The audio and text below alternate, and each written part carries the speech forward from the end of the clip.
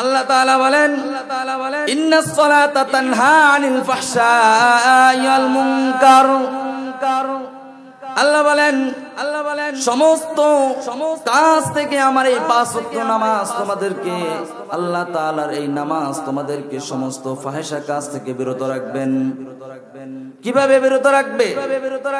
আল্লাহ বলেন মিরাজের রাত্রে আমি আমার নবীকে 50 ওয়াক্ত নামাজ দেওয়ার পর আমার নবী উম্মতের মায়ায় পড়ে, উম্মতের কথা চিন্তা করে আমার কাছে আরজি করতে করতে করতে করতে কমায়া 50 ওয়াক্ত থেকে 5 ওয়াক্ত নামাজে আনলো। 5 ওয়াক্ত নামাজে আনার পর আমি আল্লাহ রব্বুল আলামিন রাসূলের সাথে একটা ওয়াদাবদ্ধ হইলাম। সুবহানাল্লাহ বলেন। কি ওয়াদাবদ্ধ? আল্লাহ বলেন আমার রাসূলের সাথে আমি যে ওয়াদাবদ্ধ হইলাম, আমি রাসূলকে বললাম ও নবী গো, আপনি যে এরকম ভাবে আপনার উম্মতকে ভালোবাসেন, আমি আল্লাহ তাআলাও আপনার উম্মতকে ভালোবাসি। আল্লাহু আকবার। আমি আল্লাহ তাআলা আপনার সাথে ওয়াদা করলাম আজকের মেরাজের রাত্রে আপনাকে আমি 50 ওয়াক্ত নামাজ দিলাম, আপনি কমায়া 50 ওয়াক্ত থেকে 5 ওয়াক্ত নামাইলেন। আমি আল্লাহ ওয়াদা করলাম আপনার যে উম্মত এই 50 ওয়াক্ত নামাজের থেকে 5 ওয়াক্ত নামাজে আনার পর এই 5 ওয়াক্ত নামাজ সুন্দরভাবে আদায় করবে, আমি আল্লাহ তাআলা তার আমলনামায় 50 ওয়াক্ত নামাজের সওয়াব দিয়ে দিব। আমার ভাইয়েরা প্রশ্ন করেন, হুজুর 5 ওয়াক্ত নামাজ পড়ে কিন্তু তারপরেও তো ফাহিশা কাজ থেকে বিরত থাকে না, কারণটা কি? হযরত ইমাম গাজ্জালী রাহমাতুল্লাহি আলাইহি এই আয়াতের ব্যাখ্যা করতে গিয়ে বলেন 5 ওয়াক্ত নামাজের মধ্যে দুনিয়াতে 5 ধরনের ব্যক্তি আছে যারা 5 রকম ভাবে নামাজ পড়ে। কয় রকম ভাবে? কয় রকম ভাবে? আমার ভাই গলার অবস্থাটা ভালো না, আপনারা একটু আওয়াজ দেন। কয় রকম ভাবে? 5 রকম ভাবে। 5 রকম ভাবে নামাজ পড়ে আল্লাহ তাআলা ওয়াদা করেন কাল কিয়ামতের ময়দানে ওই 5 রকম ব্যক্তিদেরকে আল্লাহ তাআলা কিয়ামতের ময়দানে 5 ভাবে তাদের নামাজের উপহার দিবেন। সুবহানাল্লাহ কইতেন না? 5 রকম ভাবে যদি ওই ব্যক্তিদেরকে 5 ভাবে তাদেরকে কিয়ামতের ময়দানে তাদের উপহারগুলো দেওয়া হয়, আমরা চিন্তা করব 5টা শ্রেণীর ব্যক্তিদের মধ্যে যারা 5 রকম ভাবে নামাজ পড়ে, আমরা নিজেদেরকে চিন্তা করে দেখব। আমি একটা একটা করে বলার পর সকলে নিজেদের নামাজের নিজেদের স্থান কত নম্বরে আমরা নিজেরাই বুঝে ফেলব ইনশাআল্লাহ। 1 নাম্বার দেখেন হযরত ইমাম গাজ্জালী রাহমাতুল্লাহি আলাইহি বলেন যারা প্রথম শ্রেণীর ব্যক্তি আছে, প্রথম শ্রেণীর ব্যক্তিরা আছে যারা সারা দিনের মধ্যে 1 ওয়াক্ত নামাজ পড়ে কিন্তু বাকি ওয়াক্ত নামাজ পড়ে না, এরকম আছে না নাই? জোরে বলেন আছে না নাই? হযরত ইমাম গাজ্জালী রাহমাতুল্লাহি আলাইহি বলেন যারা সারা দিনের মধ্যে কিছু ওয়াক্ত নামাজ পড়ে কিন্তু আর কিছু ওয়াক্ত নামাজ পড়ে না, এই ধরনের ব্যক্তি যারা আছে আল্লাহ তাআলা কাল কিয়ামতের ময়দানে তাদেরকে কি রকম ভাবে তাদের উপহার তাদের হাতে তুলে দিবে জানুনি? আল্লাহ বলেন ওই ব্যক্তিরা যারা 5 ওয়াক্ত নামাজের কিছু অংশ পড়লো আর কিছু অংশ পড়লো না, আমি আল্লাহ তাআলা যেই অংশ নামাজ পড়লো ওই অংশ তো কবুল করে নিলাম, আর সারা দিনের মধ্যে যদি 1 ওয়াক্ত নামাজও বাদ দিয়ে থাকি আমি আল্লাহ তাআলা ওই 1 ওয়াক্ত নামাজের জন্য আমি আল্লাহ তাআলা তাকে জাহান্নামে নিক্ষেপ করে দিব। নাউজুবিল্লাহ বলেন। এবার দেখেন আমাদেরকে 1 নম্বরে থাকা যাবে কি যাবে না? ভাই কি কয় যাবে? ওয়াজটা ভাই একটু খেয়াল করে শুনেন। হ্যাঁ 1 নম্বরে থাকা যায় মনি? হ্যাঁ জাহান্নামে যাওয়া যায় মনি? কয় ওয়াক্ত পড়তে হইব? এবার দেখেন আল্লাহ তাআলা বলেন দুনিয়াতে এমন কিছু মানুষ আছে যারা 5 ওয়াক্ত নামাজ পড়বে এরপরও জাহান্নামী। পাঁচ ওয়াক্ত নামাজ পড়ার পরও জাহান্নামী হবে কেন? কারণ আমার আল্লাহ তাআলা বলেন যারা পাঁচ ওয়াক্ত নামাজ পড়ে এরপরও তারা জাহান্নামী হবে একটা কারণে, কারণ তারা পাঁচ ওয়াক্ত নামাজ ঠিকই পড়বে, তাদের দেহটা নামাজের স্থানে থাকবে কিন্তু তাদের মনটা থাকবে বাইরে। আছে না নাই? জোরে বলেন আছে না নাই? এরকম নামাজে ব্যক্তি আছে না নাই? নামাজে দাঁড়ানোর পর সাংসারিক কথা মনে পড়ে, আছে না নাই? এরকম হয় কি হয় না? নাকি কোন আল্লাহর ওলি আছেন নামাজে দাঁড়ানোর পর বাইরের কোনো কিছু মনে পড়ে না? এরকম কোন আল্লাহর ওলি আসেননি? হ্যাঁ, আমার কাছে মনে হয় শয়তান আহে না? আইনি? আপনার কাছে আসেনি? এই জোরে বলেন আসেনি? আমার সাথে কথা উত্তর দিবেন, তাহলে দেখবেন অসুবিধা মজা পাইবেন ইনশাআল্লাহ। তাইলে যদি আমার কাছেও শয়তান আসে, আপনার কাছেও যদি শয়তান আসে, বুঝে নিতে হবে নামাজের মধ্যে থেকে মনটা উড়ে নিয়ে যাবে। কিন্তু আমার আল্লাহ তাআলা বয়ান করেন দুনিয়াতে এমন এক ব্যক্তি আছে যারা নামাজ পাঁচ ওয়াক্ত পড়বে এরপরও জাহান্নামী হবে। তারা কারা? তারা নামাজের মধ্যে থাকার পর পুরো সময়টা তারা জাহান্নামের জন্য অপেক্ষা করতে করতে তাদের পুরো মনটাই বাহিরে রাখে। নাউজুবিল্লাহ বলেন। তাহলে পাঁচ ওয়াক্ত নামাজ পড়ার পর যে সমস্ত ব্যক্তিরা চাঁদাবাজি টেন্ডারবাজি করে এদের নামাজের মধ্যে মন কি নামাজে থাকেনি? এদের মন কোথায় থাকে? নামাজটা শেষ করে অমুক জায়গায় যাইতে হইব, এত লক্ষ টাকার ধান্দা আছে, আছে না নাই? এই জোরে বলেন আছে না নাই? তাহলে ইমাম গজ্জালী রাহমাতুল্লাহি আলাইহি উত্তর দেয় যে ওই সমস্ত নামাজি ব্যক্তিরা তারা যারা পাঁচ ওয়াক্ত নামাজ পড়ে কিন্তু আল্লাহর জন্য, আল্লাহকে ভয় পেয়ে তারা নামাজের মধ্যে মনটা রাখে না। এই নামাজের মধ্যে মনটা না রাখার কারণে ওই সমস্ত ব্যক্তিরাই নামাজ পাঁচ ওয়াক্ত পড়ার পর তারা মিথ্যাবাদীর সাথে জড়িত, মিথ্যা কথার সাথে জড়িত, গুনাহের সাথে জড়িত, সাদাবাজি টেন্ডারবাজির সাথে জড়িত, অন্যায় কাজের সাথে জড়িত। ঠিক কিনা বলেন? এরপরে দেখেন তাহলে এক নাম্বার গেল, দুই নাম্বার গেল। এক নাম্বার গেল কারা? যারা কিনা পাঁচ ওয়াক্ত নামাজের কিছু অংশ পড়ে কিছু অংশ পড়ে না, তারা জাহান্নামে যাবে। তারা কিছু অংশ না পড়ার কারণে। খুব খেয়াল করে শুনবেন বাবাজিরা, 10 মিনিটের আলোচনা, কিন্তু একটু খেয়াল করে শুনবেন। আমরা নামাজ পড়ি ঠিক, কিন্তু আমরা আমাদের নামাজটা বিফলে ফেলাইয়া দিতেছি।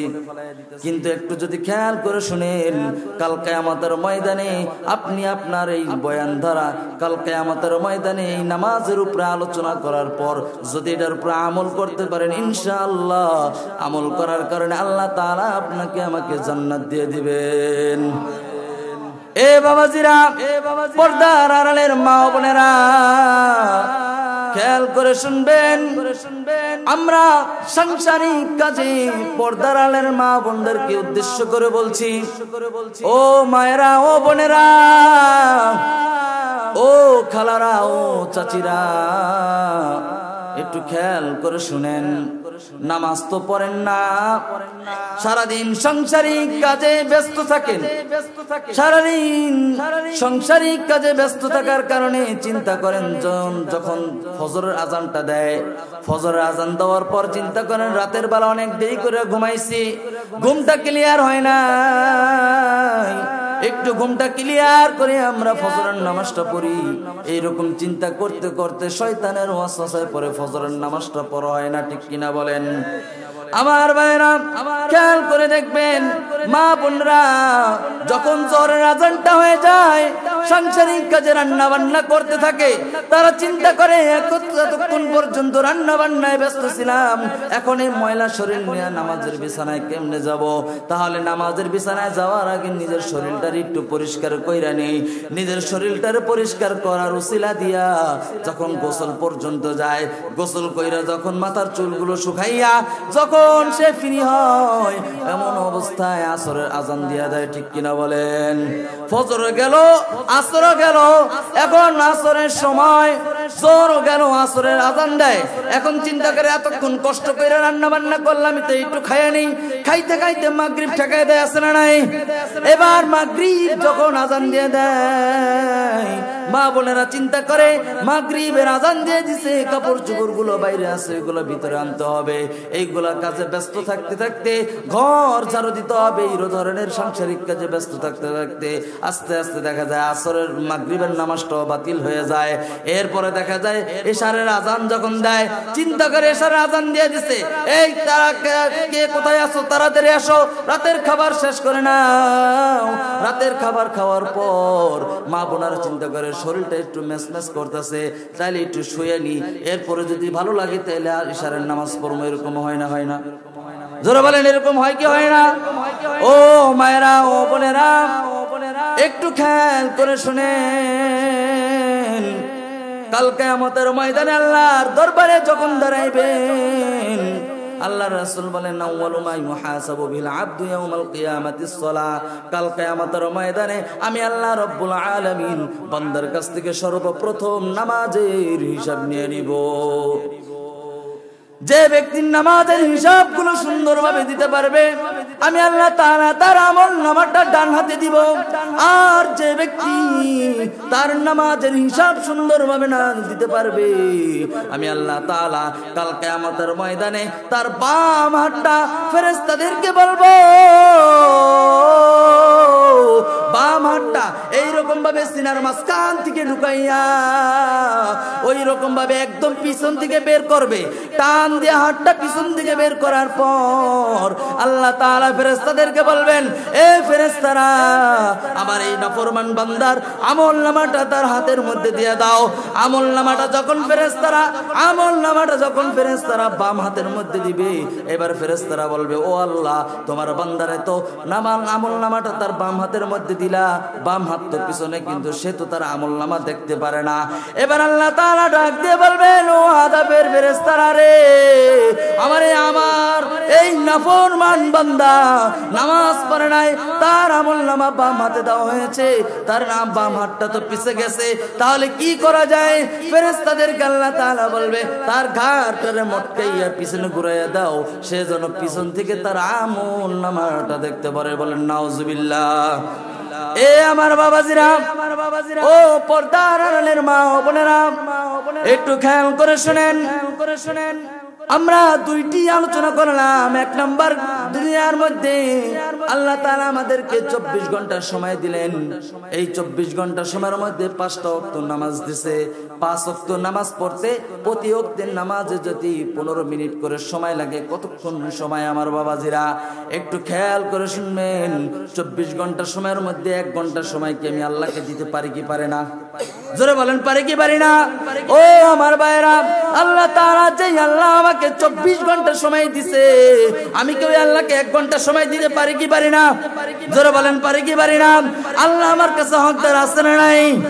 এবার একটু খেয়াল করে শুনেন, আমার আল্লাহ তাআলা এই নামাজি ব্যক্তিদের জন্য যে ঘোষণা করেছেন, ইমাম গাজ্জালী রাহমাতুল্লাহি আলাইহি বলেন, ও আমার বাবাজিরা, যেই সমস্ত ব্যক্তিরা 5 ওয়াক্ত নামাজ পড়ার পরও জাহান্নামে যাবে, তারা কারা? তারা যারা কিনা নামাজে দাঁড়ানোর পর, আল্লাহর সামনে দাঁড়ানোর পরেও আল্লাহকে ভয় না পেয়ে তাদের মনটাকে বাইরে রাখে, ওই সমস্ত ব্যক্তিরা পুরোপুরি জাহান্নামে যাবে। আমার ভাইরা, এবার বলেন, যে সমস্ত ব্যক্তিরা 5 ওয়াক্ত নামাজ পড়ার পর মিথ্যা কথা বলে, ঘুষ খায়, তাহলে আপনার আমার বুঝতে হবে ওই ব্যক্তি যে নামাজ পড়ে তার নামাজের অবস্থা কি আমি এমনি মেপে নিতে পারি? ঠিক কিনা বলেন?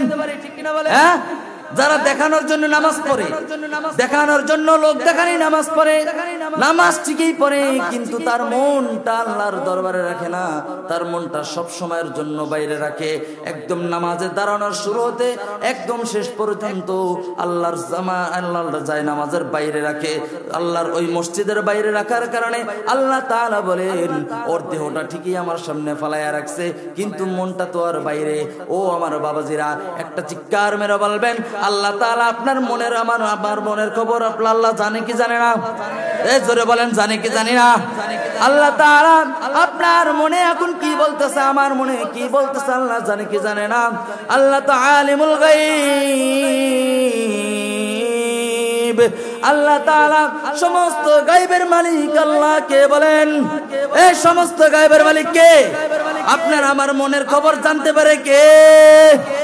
ও আমার বাবা জিরা রে, আল্লাহ তাআলা বলেন ওই সমস্ত ব্যক্তিদেরকে আমি জাহান্নামে দিব যারা কিনা নামাজে দাঁড়ানোর পর তার মনটাকে বাইরে রাখে। এবার ইমাম গাজ্জালী রহমতুল্লাহ আলাইহি বলেন আরো এক সঙ্গ লোক আছে যারা কিনা 5 ওয়াক্ত নামাজ পড়বে, 5 ওয়াক্ত নামাজ পড়ার পর আল্লাহ তাআলার কিছু নিদর্শন তারা চেষ্টা করবে, আল্লাহ তাআলার হুকুমের কিছু কথা তারা চেষ্টা করবে, কিছু মানবে। ওই কথাগুলো মানার কারণে আল্লাহ রাব্বুল আলামিন 5 ওয়াক্ত নামাজ পড়ার পরে তাকে জান্নাতে দিয়ে দিবেন। এরা কারা? ইমাম গাজ্জালী রাহমাতুল্লাহি আলাইহি বলেন তৃতীয় নাম্বার ব্যক্তি। কত নাম্বার ব্যক্তি বলেন? ও ভাইরা, দুইটা ব্যক্তির কথা আলোচনা করলাম, তৃতীয় নাম্বার ব্যক্তি কারা?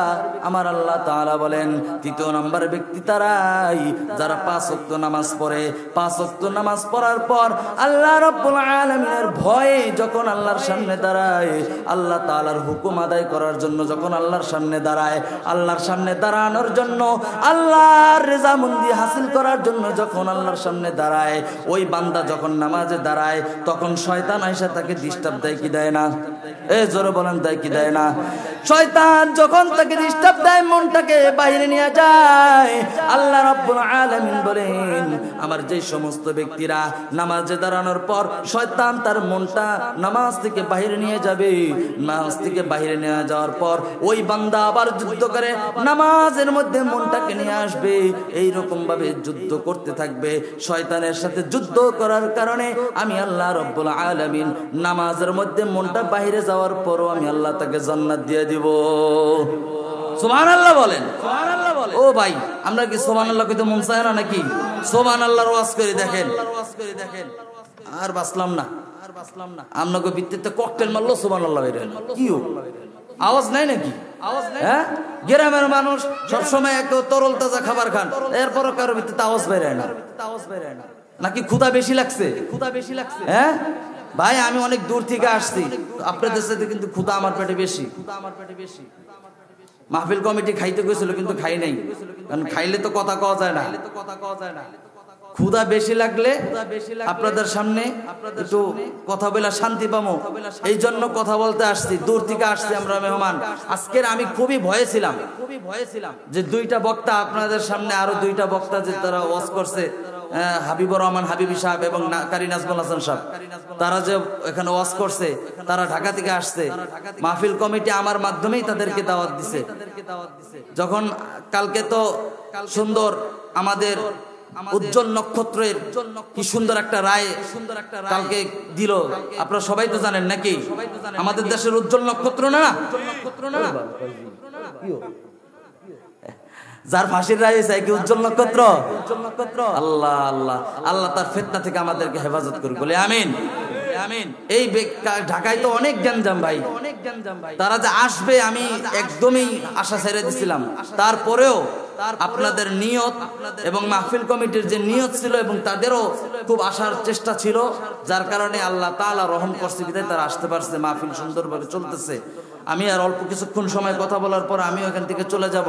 আজকের এই তো শেষ, এই মাহফিলটা আমাদের জীবনের শেষ মাহফিল হতে পারে, ঠিক কিনা বলেন? হ্যাঁ, আমাদেরকে কোনো গ্যারান্টি আছে এখান থেকে বাড়িতে জীবিত যাইতে পারবো? হ্যাঁ, দোয়ার আগ পর্যন্ত জীবিত থাকবো এরকম গ্যারান্টি একজন ব্যক্তি দেখাইতে পারবেন? এই জোরে বলেন, একজন দেখাইতে পারবেন?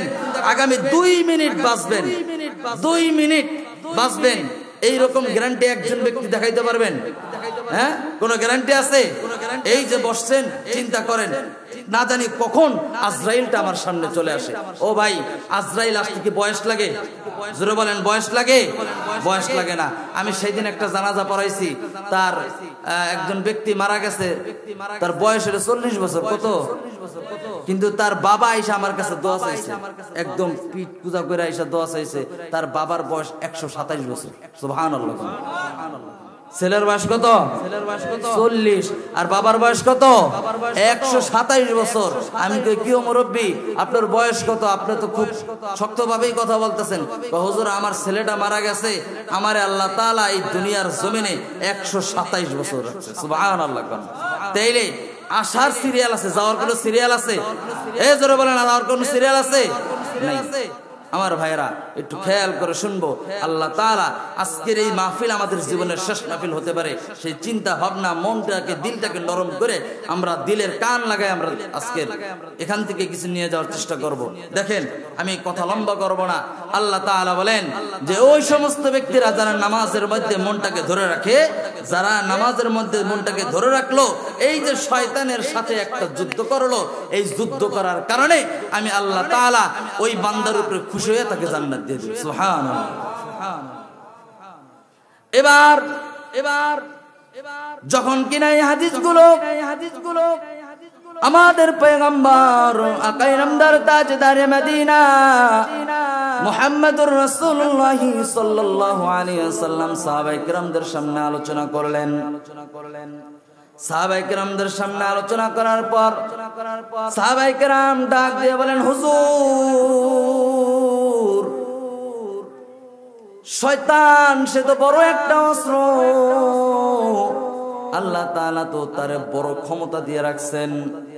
মানুষের শরীরের পশমের গোড়া থেকে তাকে ঢোকার জন্য সেই ক্ষমতা আল্লাহ তাআলা দিবেন। শয়তান তো যে কোনো ভাবে ধোঁকা দেয়। শয়তান যেই রকম ভাবে ধোঁকা দিতে থাকে আমাদেরকে, নামাজের মধ্যে যে আমরা মনটা ধরে রাখবো, কিভাবে ধরে রাখবো? আমার আল্লাহর নবী বলেন, আনতা আবুদাল্লাহা কান্নাকা তারাহু ফাইন্নাহু ইয়ারাক। সুবহানাল্লাহ বলেন। আল্লাহর নবী ডাক দিয়ে বলেন, ও সাহাবীরা রে,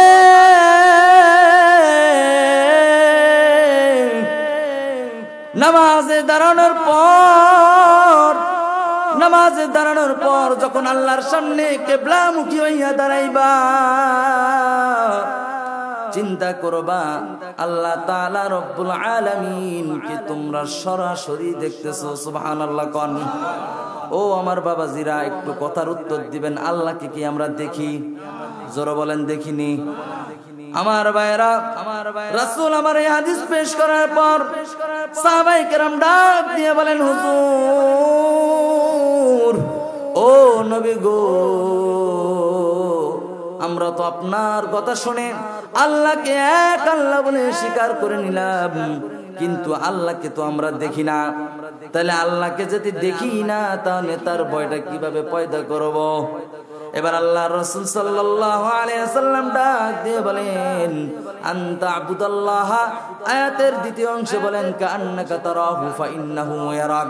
আল্লাহর নবী ডাক দিয়ে বলেন, ও সাহাবীরা রে, চিন্তা করবা না, তোমরা যেইভাবে রাসূলের কথা শুনে আল্লাহকে এক আল্লাহ বলে মেনে নিলা, তোমরা যেই রকম ভাবে বিশ্বাস করো আল্লাহ তোমাদের সামনে দাঁড়ায়, নামাজে দাঁড়ানোর পর তোমরা আল্লাহর সামনে দাঁড়াইলা, আনতা আবুদাল্লাহ কান্নাকা তারাহু ফাইন্নাহু ইয়ারাক। রব্বুল আলামিনকে তোমরা যদি নাও দেখো, মনে মনে এমন একটা চিন্তা ভাবনা আনবা, তোমরা যেই রকম ভাবে আল্লাহকে দেখো না, কিন্তু স্বয়ং আল্লাহ রব্বুল আলামিন তোমাকেও তোমার মনকে আল্লাহ তাআলা দেখতেছে। এই আমার ভাইরা, আমার মনকে আল্লাহ দেখে কি দেখে না? অন্তরে কি চলে আল্লাহ বলতে পারে কি পারে না? আমার মনটা কোথায় যাইয়া ঘুরতেছে আল্লাহ দেখে কি দেখে না? আল্লাহর সেই ক্ষমতা আছে না নাই? হ্যাঁ, তাহলে আল্লাহ রব্বুল আলামিন আমার সামনে দাঁড়াইলো। আল্লাহর রাসূল বলেন, তোমার সামনে দাঁড়াইছে, তুমি যখন নামাজে তাকবীরে তাহরিমা দিলা, তাকবীরে তাহরিমা দেওয়ার পর যখন তুমি নামাজে দাঁড়াইলা, আল্লাহু আকবার বইলা, আল্লাহু আকবার বইলা দাঁড়ানোর পর যখন তুমি দাঁড়ানোর পর নিয়ত করলা, নিয়ত করার সঙ্গে সঙ্গে আল্লাহ রব্বুল আলামিনের কুদরতি পায়ে সিজদা দেওয়ার জন্য আল্লাহ তাআলা তোমার সামনে হাজির হয়ে যায়। ও সাহাবীরা, তোমরা যদি আল্লাহকে নাও দেখতে পাও, মনের মধ্যে এরকম একটা বিশ্বাস তৈরি করবা, দিলটাকে নরম করে এরকম একটা বিশ্বাস অর্জন করবা, এইরকম একটা ঈমান অর্জন করবা, তোমরা আল্লাহকে না দেখতে পেরো, আল্লাহ তাআলা তোমাদেরকে দেখতেছে। আল্লাহু আকবার বলেন। সাহাবীরা বলেন, ইয়া রাসূলুল্লাহ, নামাজে যখন দাঁড়াই শয়তান তো আমাদেরকে খালি এদিকে ওদিকে নিয়ে যায়, শয়তানের সাথে যুদ্ধ করাটা তো কঠিন। শয়তানের সাথে যুদ্ধ করা কি সহজ না কঠিন? কঠিন। ইমাম গাজ্জালী রাহমাতুল্লাহি আলাইহি এখানে একটা মিসাল দিছে। ও আমার বাবাজিরা, ঢাকা শহরে গেলে দেখবেন বা বিভিন্ন অফিস আদালতে গেলে দেখবেন, বিভিন্ন অফিস আদালতের সামনে কুকুর পালে, আছে না নাই? জোরে বলেন, আছে না নাই? কুকুর যখন অপরিচিত লোক দেখে ঘেউ ঘেউ করে, কি করে না? হ্যাঁ, অপরিচিত লোক দেখার পর কুকুর ঘেউ ঘেউ করে। আমার প্রশ্নের জবাব দিবেন, যার সাথে ঘেউ ঘেউ করে সে কি কুকুরকে থামাইতে পারে? হ্যাঁ, সে কি কুকুরকে থামাইতে পারেনি? এই ভাই দেখেন, যেই মানুষটা কুকুরের সামনে অপরিচিত হইয়া দাঁড়াইলো, যে মেহমানটা কুকুরের সামনে দাঁড়াইলো, মেহমানকে দেখে যখন কুকুর চিল্লাইতে শুরু করে, মেহমান কুকুরের মালিকের কাছে ডাক দিয়ে বলে, ও কুকুরের মালিক, তুমি দেখো তোমার কুকুরটা চিল্লাইতেছে, তোমার কুকুরকে থামাও। এবার যখন মালিক কুকুরকে জারি দেয়, মালিক কুকুরকে জারি দেওয়ার পর আল্লাহর রহমতে ওই মালিকের জারির কারণে কুকুর থেমে যায় কি যায় না? জোরে বলেন, যায় কি যায় না? ও আমার বাবাজিরা, ইমাম গাজ্জালী রাহমাতুল্লাহি আলাইহি বলেন, পুরা দুনিয়াটা আল্লাহর একটা বাড়ি। সুবহানাল্লাহ বলেন। পুরা দুনিয়াটা আল্লাহর একটা বাড়ি। এই বাড়ির মেহমান হচ্ছে তারা যারা কিনা আল্লাহর কুদরতি পায়ে সিজদা দেওয়ার জন্য মসজিদের মধ্যে প্রবেশ করে, তারাই হচ্ছে আল্লাহর বাড়ির মেহমান। সুবহানাল্লাহ বলেন। ইমাম গাজ্জালী রাহমাতুল্লাহি আলাইহি বলেন, ওই সমস্ত মেহমান যারা কিনা মসজিদের মধ্যে যায়, যারা কিনা আল্লাহর রেজামন্দি হাসিলের জন্য, আল্লাহর কুদরতি পায়ে সিজদা দেওয়ার জন্য যারা নিয়ত করে, তখন আল্লাহর এই বাড়ির একটা কুকুর আছে, তার নাম ইবলিস। তার নাম কি? ইবলিস। তখন এই কুকুর ঘেউ ঘেউ শুরু করে দেয়। সুবহানাল্লাহ কইতেন না? কুকুর কি করে? কুকুর কি করে? ঘেউ ঘেউ করে। এবার ইমাম গাজ্জালী রাহমাতুল্লাহি আলাইহি বলেন, কুকুর যখন ঘেউ ঘেউ শুরু করে দেয়, এই কুকুরের ঘেউ ঘেউ থামানোর জন্য আল্লাহ তাআলা নামাজের মধ্যে একটা নিয়ম করে দিলেন। নামাজে দাঁড়ানোর পর, সানা পড়ার পর, নামাজের মধ্যে যখন মানুষ পড়বে, আউযু বিল্লাহি মিনাশ শাইতানির রাজিম, বিসমিল্লাহির রাহমানির রহিম। আল্লাহ বলেন, ওই সমস্ত ব্যক্তিরা যারা আমি আল্লাহর কাছে আরজি জানাবে, ও আল্লাহ তোমার কুকুরকে থামাও, আউযুবিল্লাহ পরে ওই বান্দা আমার কাছে দরখাস্ত জানায় যে আমি আল্লাহ তাআলা যেন কুকুরকে থামায় দেই।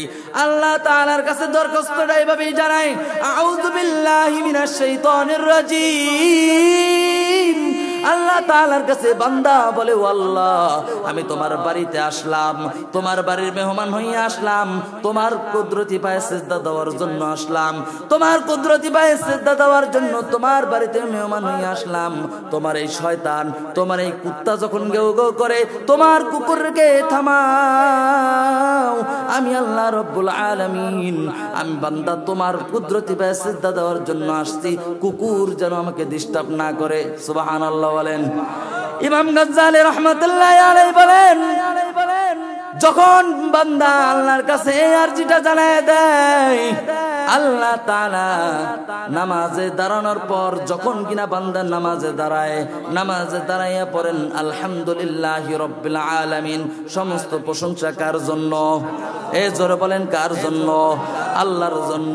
আর রহমানির রহিম। আল্লাহু আকবার বলেন। দয়ালু কে? জোরে বলেন, দয়ালু কে? মেহেরবান কে? আল্লাহ রাব্বুল আলামিন রহমান। বান্দা যখন বলেন আর রহমানির রহিম, আল্লাহ রাব্বুল আলামিন বান্দাকে প্রশ্ন করে, এরে বান্দা আর রহমানির রহিম বললি, তুই কারে রহমান কইয়া ডাক দিলি? এবার বলেন, আল্লাহ প্রশ্ন করেনি? আল্লাহ প্রশ্ন করে যখন কিনা বান্দা নামাজে দাঁড়াইয়া বলেন আলহামদুলিল্লাহি রাব্বিল আলামিন, ও আল্লাহ সমস্ত প্রশংসা তোমার জন্য। আল্লাহ প্রশ্ন করেন, রে বান্দা নামাজে দাঁড়াইয়া কার প্রশংসা করলি? এবার বান্দা বলেন আর রহমানির রহিম। রহমানের প্রশংসা করলাম। সুবহানাল্লাহ বলেন। এবার আল্লাহ তাআলা বলেন রহমানকে বান্দা প্রশ্নের জবাবে বলেন মালিকি ইয়াউমিদ্দিন। আল্লাহু আকবার। যিনি কুল কায়নাতের মালিক, এই দুনিয়া পর্বতমালা যিনি আল্লাহ তাআলা, যে আল্লাহ তাআলা এই দুনিয়া পর্বতমালা সৃষ্টি করেছেন, আমাদেরকে সৃষ্টি করেছেন, সেই সৃষ্টিকর্তাই হলো রহমান। আল্লাহু আকবার, আল্লাহু আকবার। এবার দেখেন ইয়াকা না'বুদু ওয়া ইয়াকা নাস্তাঈন ইহদিনাস সিরাতাল মুস্তাকিম সিরাতাল লাযীনা আন'আমতা আলাইহিম গায়রিল মাগদুবি আলাইহিম ওয়ালাদ-দাল্লিন। আল্লাহু আকবার বলেন। এ আমার ভাইরা, বান্দা যখন সূরা ফাতিহার মধ্যে আল্লাহ তাআলার কাছে আরজি জানাই ইহদিনাস সিরাতাল মুস্তাকিম, ও আল্লাহ আমাদেরকে সুন্দর সুন্দর একদম সঠিক সহজ সরল পথে আল্লাহ তুমি আমাদেরকে পরিচালনা করো। আল্লাহ তাআলা ওয়াদা করে, এর বান্দা তুই নামাজে দাঁড়ানোর পর যে আল্লাহকে সর্বপ্রথম যে আল্লাহর প্রশংসা করলি, আমি আল্লাহ তাআলার প্রশংসা করলি, আনার রহমান, আমি আল্লাহ তাআলার প্রশংসা করলি, আমি তো রহমান তুই স্বীকার করে নিলি, আমি আজ যে আল্লাহ রাব্বুল আলামিন দুনিয়া কুল কায়নাত সৃষ্টি করলাম সেটাও তুই স্বীকার করে নিলি। এর বান্দা এত কিছু স্বীকার করার পরেও তুই আমার কাছে চাইতেছিস ইহদিনাস সিরাতাল মুস্তাকিম, তুই আমার কাছে সহজ সরল পথ দেখাও। এই দোয়াটা যখন করলি, এর বান্দা শুনে রাখ, আমি ফেরেশতাদেরকে সাক্ষী রেখে বললাম, আমি আল্লাহ রাব্বুল আলামিন তোর জন্য পুরা মৃত্যু পর্যন্ত তোর পথ সহজ করে দিলাম। এ আমার ভাইরা, এবার দেখেন ইমাম গাজ্জালী রাহমাতুল্লাহি আলাইহি বলেন যে শয়তান যখন আল্লাহর বাড়ির কুকুর হইয়া মেহমান আসলে যখন গেউ করে, তখন ওই বান্দা আল্লাহ তাআলার কাছে আরজি জানায়। আরজি জানানোর পর আল্লাহ তাআলা তার আরজি কি কবুল করে নেয়। সুবহানাল্লাহ বলেন। এবার দেখেন সবাই তো আউযুবিল্লাহ পড়ে, বিসমিল্লাহ পড়ে, পড়ে কি পড়ে না? ও আমার ভাইরা, সমস্ত কাজ তার নিয়তের উপর নির্ভর করে। কিসের উপর নির্ভর করে? আমার আল্লাহর রাসূল বলেন ইন্নামাল আমালু বিন্নিয়াত। আমি আর বান্দারা, আমার উম্মতেরা যে সমস্ত কাজ করবা তোমরা, তোমাদের নিয়তটাকে খালিস রাখবা। তোমাদের নিয়তটা খালিস রাখার পর আমি আল্লাহ রাব্বুল আলামিন বলেন, তুই বান্দা যেই নিয়ত করে কাজ করবি ওই নিয়তের উপরই তার কাজ নির্ভরশীল হবে। সুবহানাল্লাহ বলেন। প্রত্যেকটা বান্দা, প্রত্যেকটা উম্মতের কাজ তার নিয়তের উপর নির্ভর করবে। এবার দেখেন যারা লোক দেখুন নামাজ পড়ার জন্য আল্লাহর দরবারে যায়, তারাও আউযুবিল্লাহ পড়ছে কি পড়ে নাই? এজরে বলেন পড়ছে কি পড়ে নাই? ইমাম সাহেবের চাপি পইরা, মানুষদের চাপি পইরা এরপরে পড়ছে। আল্লাহ তাআলা তাদের ডাক কখনো সাড়া দিবে না। যেই সমস্ত বান্দা যাইয়া খালেস নিয়তে দাঁড়াইয়া বলবে আউযুবিল্লাহি মিনাশ শাইতানির রাজিম, ওই সমস্ত বান্দার জন্য আল্লাহ রাব্বুল আলামিন তার আরজি সাথে সাথে কবুল করে নেবেন। সুবহানাল্লাহ বলেন। এ আমার ভাইরা, খুবই অল্প সময় কথা বলবো, অনেক দীর্ঘ সময় কথা বলে ফেললাম। আপনাদের কি কষ্ট হইতেছে বাবাজিরা? কষ্ট হইতেছে? আর অল্প সময়ের মধ্যে আমি ইনশাল্লাহ শেষ করে দিব, কারণ আপনাদের জন্য একটু খাবারের ব্যবস্থা আছে, সময়ের দরকার আছে। বেশি রাত করলে আবার ফজরের নামাজ কাজা হয়ে যাবে। যেই নামাজের জন্য আলোচনা করতেছি আমল করার দরকার আছে না নাই? জোরে বলেন। ও আমার বাবাজিরা, এবার দেখেন ইমাম গাজ্জালী রাহমাতুল্লাহি আলাইহি বলেন, ওই সমস্ত ব্যক্তিরা আল্লাহ তাআলার প্রিয় বান্দা হতে পারবে যারা 5 ওয়াক্ত নামাজ পড়ার পর শয়তান এসে তার নামাজের মধ্যে থেকে মনটা নিয়ে চলে যাবে, ধান ক্ষেতের মধ্যে নিয়ে চলে যাবে। আইরে আজকের না জানি কি হয়ে যায়, ঝড় বাতাসে মনে হয় ধানগুলা শেষ হয়ে যাবে। ও আমার বাবাজিরা, ব্যবসায়ীরা চিন্তা করে আজকের ব্যবসায় কতটুকু লস হইলো, লাভ হইলো, হিসাব করতে থাকে। এই আমার বাবাজিরা, সাংসারিক পারিবারিক মানুষ যারা আছেন নামাজে দাঁড়ানোর পর যত সব সাংসারিক কথা মনে পড়ে যায়, সন্তানাদি দূরে থাকলে সন্তানাদির কথা মনে পড়ে যায়, বাবা মা অসুস্থ থাকলে বাবা মার কথা মনে পড়ে যায়। যখন দুনিয়ার মধ্যে পারিবারিক কেউ না থাকে, নামাজের মধ্যে দাঁড়ানোর পর বাবা বেঁচে থাকতে কি করেছিল, মা বেঁচে থাকতে কি করেছিল, এই সমস্ত কথা মনে পড়ে যায়। ঠিক কিনা বলেন? ও আমার বাবাজিরা, এর জন্য ইমাম গাজ্জালী বলেন এই সমস্ত কথাগুলো যখন মনে পড়ে যাবে, রাসূলের এই হাদিস আনতা আবুদাল্লাহ কান্নাকা তারাহু ফাইন্নাহু ইয়ারাক, ওই সমস্ত বান্দারা যখন কিনা আল্লাহর রাসূলের এই হাদিস মনে করবে, আমি তো নামাজে দাঁড়াইলাম, নামাজে দাঁড়ানোর পর আমার মনে করতে হবে আমি আল্লাহকে দেখি, যদিও আমি আল্লাহকে না দেখি। হাদিসের দ্বিতীয় অংশ কান্নাকা তারাহু ফাইন্নাহু ইয়ারাক।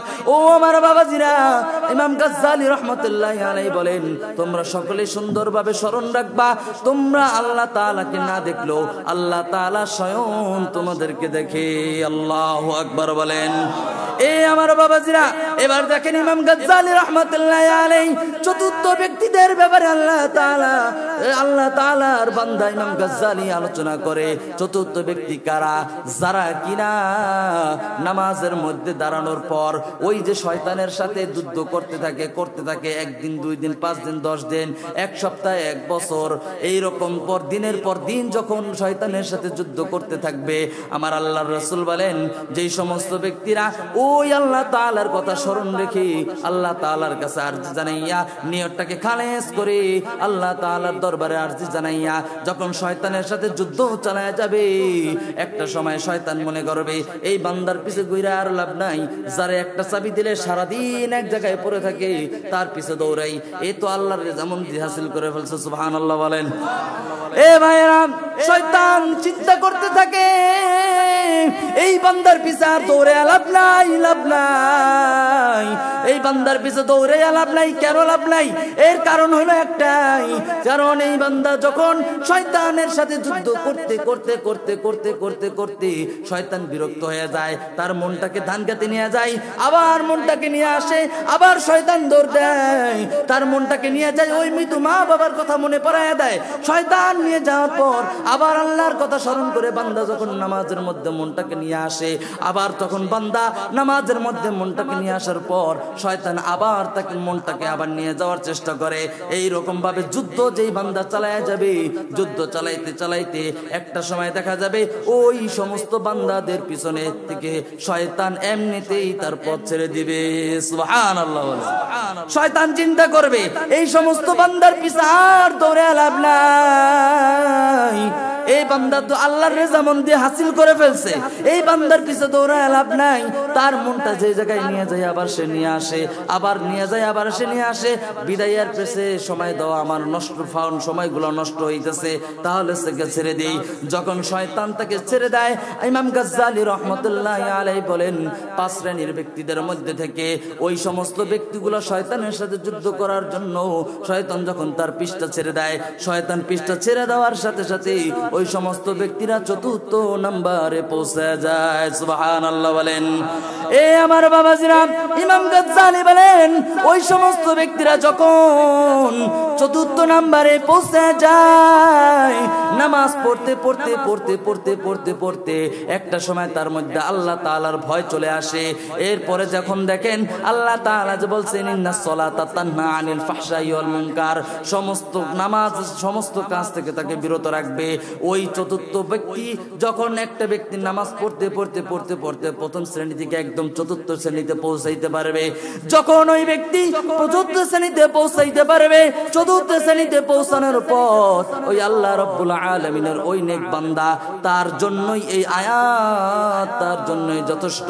তার ব্যাপারে আল্লাহ তাআলা এই আয়াত নাযিল করেছেন, কারণ যেই ব্যক্তি 4র্থ স্থানে পৌঁছে যায়, নামাজ শেষ করে বের হওয়ার পর যখন তার মুখ থেকে একটা মিথ্যা কথা চলে আসে, সে চিন্তা করে না আমি এখন নামাজ পড়ে আসছি, আল্লাহ তাআলা যদি আমাকে নামাজে দেখে, আল্লাহ তাআলা আমাকে এখানেও দেখে, আল্লাহ তাআলা যদি নামাজের দিকে মন চলে যাওয়ার জন্য যদি আল্লাহ তাআলা দেখে আমার মনটা বাইরে চলে যায়, আমি এখন অন্তরে যদি কাউকে গালি দেই এটাও আল্লাহ তাআলা দেখবে।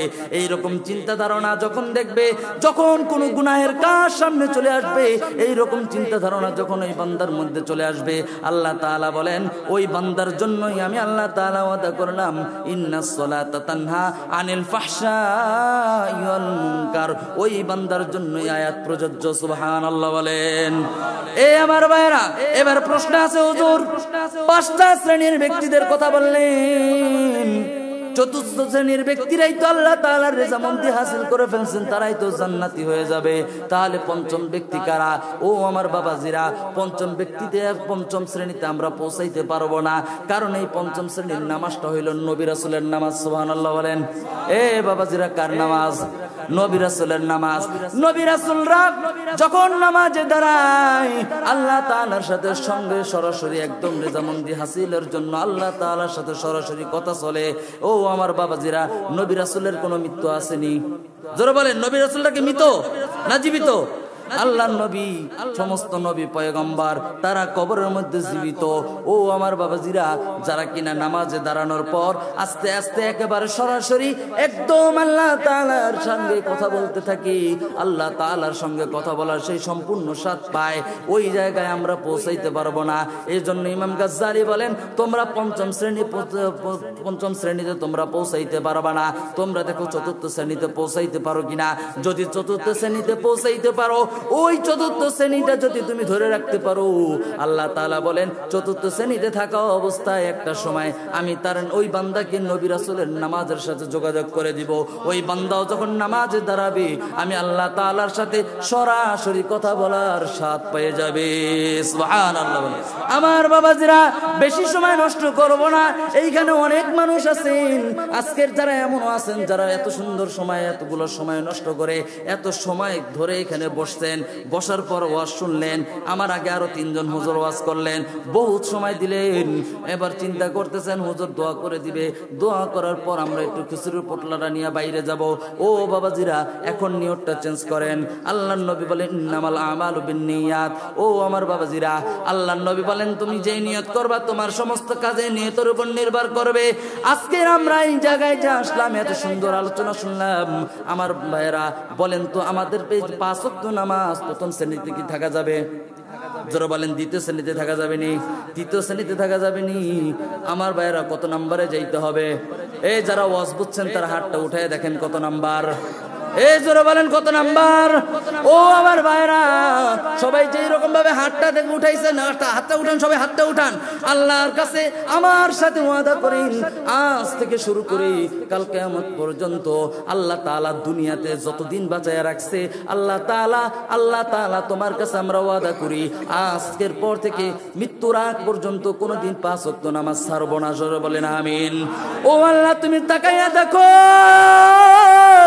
তোমার বান্দারা হাত তুলেছে, আমি গুনাহগারের সাথে হাত তুলে তারা ওয়াদা করতেছে 5 ওয়াক্ত নামাজ আর কোনোদিন ছাড়বে না। ও আল্লাহ, তুমি তোমার বান্দাদের মনের নেক আশা আকাঙ্ক্ষাকে আল্লাহ তুমি কবুল করে নাও। প্রত্যেকটা মানুষকে যারা আজকে হাত তুলেছে, প্রত্যেকটা মানুষকে নামাজি, দিনদার, পরেজগার, মুত্তাকি হওয়ার তৌফিক দান করো, বলে আমিন।